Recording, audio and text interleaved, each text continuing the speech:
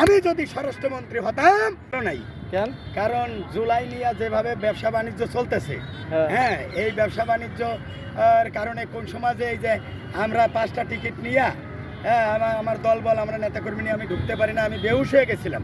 কেবলমাত্র হুশ হয়েছে পানির অভাবে, এখনও হুশ আসে আর যায় আসে আর যায়। এদিক দিয়ে শুনছি যে আমার খুব স্নেহ করতেন বরকতুল্লাহ বুলু ভাই। পাশাপাশি বলি এই স্বরাষ্ট্রমন্ত্রী যদি বলবৎ থাকে, এরপরে খাবে লালু, তারপরে খাবে কালু, তারপরে খাবে মালু, তারপরে খাবে জালু, তারপরে খাবে ফালু।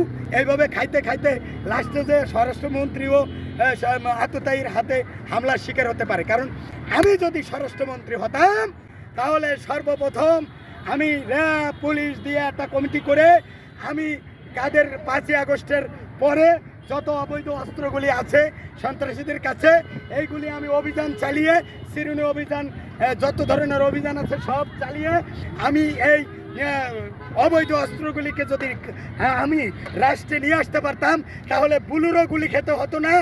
আর ওই যে ছাত্ররাও দেখছি শিবির ছাত্রদল তারাও এই অস্ত্র শস্ত্র নিয়ে করে, এইগুলি হতো না, দেশের মানুষ শান্তিতে থাকতো, ছিনতাই হতো না, ডাকাতি হতো না, এগুলি অনেক কিছু হতো না।